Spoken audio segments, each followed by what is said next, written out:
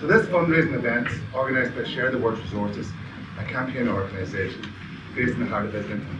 One of their main goals is to raise awareness of a very important document called Article 25 of the Universal Declaration of Human Rights and its importance in our society today, where homelessness, hunger, poverty are increasingly pervasive and continuing to increase, and where declining social and medical services are having detrimental impact on individuals and families. Ladies and gentlemen, I'm a huge fan of Charles Dickens, as Jeremy knows. And I remember the first time I read A Christmas Carol. This boy is ignorance, this girl is want. Beware them both, but most of all beware this boy, because on his forehead lies that of which is impending doom. Well, ignorance and want are still present in the 21st century Britain. It is absolutely disgraceful that the sixth richest nation in the world has homelessness, people lying in the street, people relying on food banks, working people that are relying on a number of various issues to get by on week to week. It is absolutely disgraceful that children are going hunger and where people have to decide whether they have to eat or eat. What is the choice? There is no difference now in 21st century Britain to those very words that Charles Dickens wrote about in 1843. 47% of children in Islington live in poverty, according to the Trust for London charity. Not unique, as I said before, food banks are on the rise and are now frequently used, not as just a matter of how to get back for a tough month, but now on a regular weekly basis. We've often heard the saying that we are only one paycheck away from becoming homeless and 6 weeks away from actually not having enough to pay the bills and getting eviction notices. Even before the pandemic crisis, 78,930 households were in temporary accommodation. Just think about that, 78,390 were in temporary accommodation in 2021.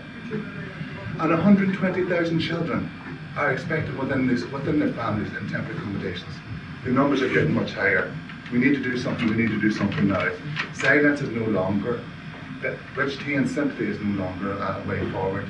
Kind wishes are not the best way, are not going to pay these bills. It is ultimate action. It is the action that you are doing here today, that Jeremy does on a day-to-day basis, that myself and other councillors do, but we need to actually take action, and action speaks louder than words. So please, with all the wonderful work that local artists have done here today, we need to raise that £11,000. We need to get out, we need to keep the message, we need to sing it, amplify it day by day, and highlight the change that we need. Because if we are to see a new tomorrow, we must start making that change ourselves. Thank you very, very much. Thank you. Thank you.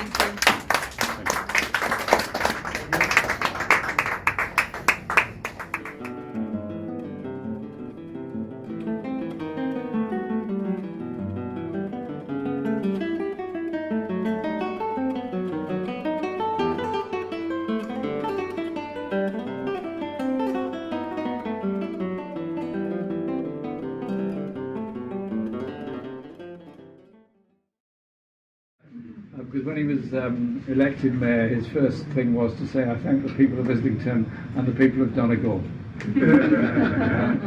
But he's now telling tall stories because he claims he's been 2 weeks in Donegal, and 1 week it rained. I don't believe a word of it. And the second week it was very hot sunshine and he got sunburned. I don't believe that either. But Troy is a fantastic tribute to this borough. And in his inaugural speech, he made the point about mental health and about stress within our society. Not just because of COVID, it's there anyway and got worse because of COVID. And the campaign that you're waging about Article 25 of the Universal Declaration is so important.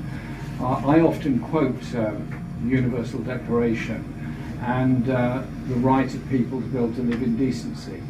And I was quite shocked when Professor Philip Alstom was appointed by the UN to study poverty and misery in Britain. And he toured the whole country and produced a very comprehensive report which said we had a social security system that was cruel, that was oppressive, and we had an uncaring approach on healthcare and social care. And he is absolutely right. And so when you're campaigning for Article 25, which is the right to housing, the right to education, the right to healthcare, the right to be able to eat. They're pretty fundamental measures.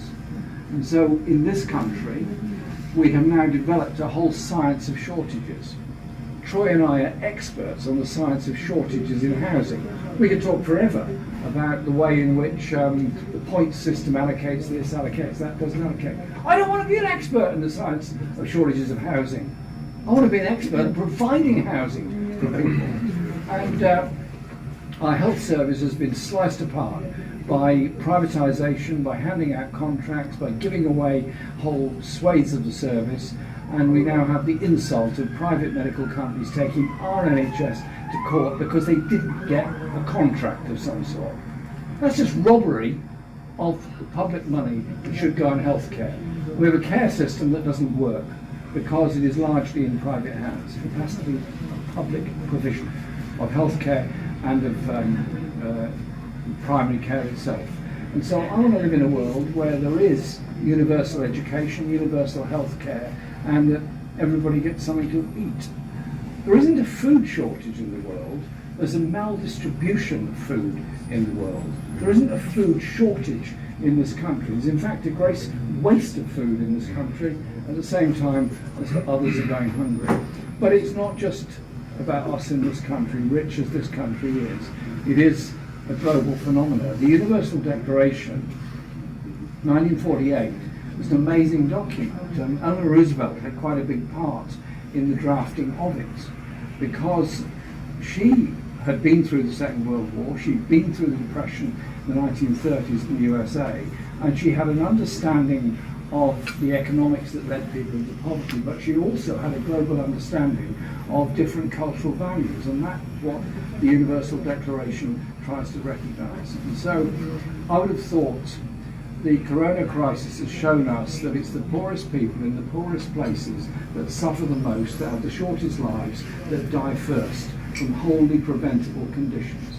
So when the World Health Organization calls for universal healthcare the world over, that's what we should be providing. What's the response? Increase arms expenditure by £24 billion. That is not going to save any child or cure any illness.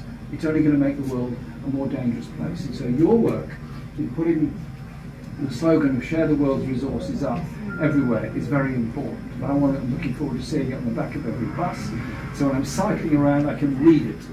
So when I'm cycling up behind the bus and I see it there, I'll know this evening was not in vain.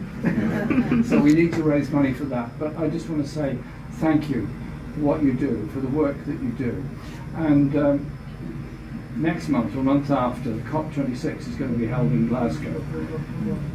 I hope it comes up with a step change. I hope it isn't just a lot of greenwash, and I hope there is a fundamental change. But the environment isn't just about recycling and reusing and about traffic reduction and so on. It is all of that, but it's also about the natural world in which we need to live. We cannot live forever exploiting nature that is there for all of us to sustain and enjoy. And so it is an attitude of mind about the natural world that we've got to live with. And that comes if you have a mindset which is not based on greed and self-advancement, but is actually based on the care needs of everybody and of our natural world and our planet. So artists tell us truths that other people don't want to, which is why I passionately put forward in the 2 election campaigns where I put forward a manifesto was on music, art, dance and theatre, to expand young people's minds, attitudes and opportunities, and that way we'll get a much better world. Thank you very much.